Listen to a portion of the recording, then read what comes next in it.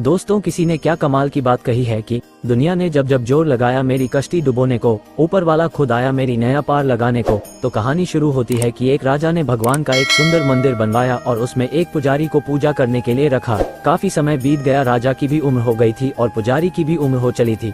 लेकिन राजा का एक नियम था कि वो हर सुबह अपने सैनिक के साथ एक फूलों की माला भिजवाया करता था और उस माला को पुजारी जी भगवान श्री कृष्ण को चढ़ाया करते थे। उसके बाद जब राजा भगवान के दर्शन करने आया करते थे तब पंडित जी उस माला को भगवान के गले से निकालकर राजा के गले में डाल दिया करते थे। ये लगभग रोज की दिनचर्या बन गई थी। पुजारी जी बूढ़े हो चले थे और राजा भी बूढ़े हो चले थे।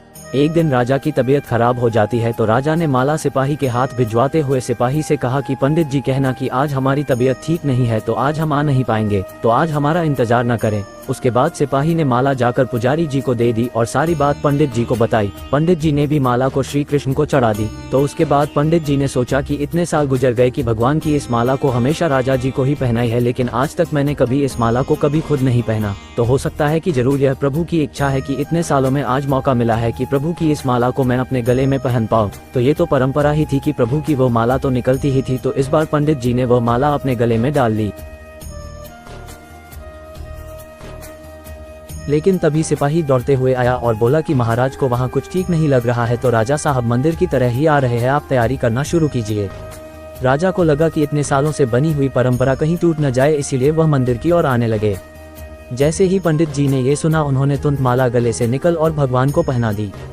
घबराहट में पंडित जी समझ नहीं पाए कि उन्होंने क्या गलती कर दी है। पंडित जी को लगा कि अगर राजा को पता चला तो वह उसे दंड दे देंगे। अब राजा आए तो रोज की तरह पंडित जी ने माला भगवान के गले से उतारी और राजा को पहना दी। लेकिन राजा की नज़र माला पर पड़ी, उसमें एक सफ़ेद बाल था। राजा को बात समझ आ गई कि ये सफ़ेद बाल पुजारी का है। राजा ने पुजारी से पूछा कि क्या इस माला को आपने पहना था, ये सफ़ेद बाल कहाँ से आया। तो पंडित जी डर गए और डर के मारे बोल दिया कि यह सफ़ेद बाल तो श्री कृष्ण का है, भगवान का है। राजा को गुस्सा आ गया कि एक तो पंडित छल कर रहे हैं और ऊपर से झूठ बोल रहे हैं।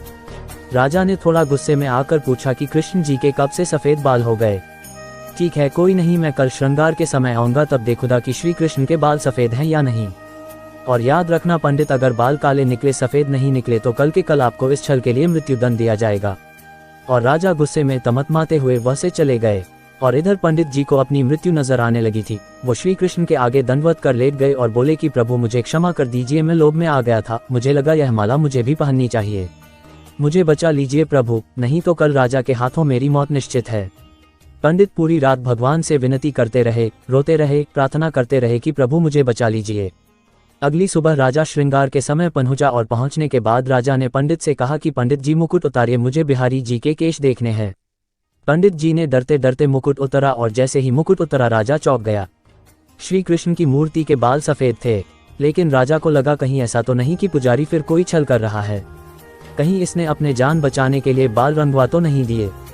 तो बाल की जांच करने के लिए वो बाल तोड़ने लगे और जैसे ही राजा ने बाल तोड़े, मूर्ति में से खून बहने लगा। राजा ये देखकर भगवान के चरणों में गिर गए, क्षमा मांगने लगे कि क्षमा कर दो भगवान, मुझसे बहुत बड़ा पाप हो गया, मैं शक में इतना अंधा हो गया कि मैं सही गलत भी भूल गया। तभी मूर्ति में से आवाज आई कि राजा, तुमने मुझे सिर्फ मूर्ति माना, इसीलिए मैं आज से तुम्हारे लिए सिर्फ मूर्ति हूँ। लेकिन इस पुजारी ने मुझ में साक्षात भगवान देखा, इसीलिए उसकी जान बचाने के लिए मुझे अपने बालों को सफ़ेद करना पड़ा, खून की धारा बहनी पड़ी ताकि तुम्हें समझा पाऊँ। और उसके बाद राजा को अपनी गलती पर पछतावा हुआ, लेकिन अब कुछ नहीं हो सकता था। इसीलिए तो कहते हैं कि अगर मानो तो पत्थर में भी भगवान है, नहीं तो साक्षात आपके सामने भगवान आ भी जाए तब भी आप उनसे उनकी सत्यता मांगेंगे। अगर आप सच में भगवान को देखना चाहते हैं तो आपके सिर्फ भाव होने चाहिए। ऊपर वाले पर बिना किसी शर्त के विश्वास रखो और अपने कर्म को निरंतर करते रहो, ऊपर वाला आपको उसका फल अवश्य देगा। तो उम्मीद है आपको ये कहानी पसंद आई होगी। तो आपको क्या लगता है जो राजा ने किया, क्या वो सही था? क्या एक राजा होने के नाते उसके पास सत्य की पहचान करने का कोई और रास्ता भी था? हमें कमेंट करके जरूर बताइएगा।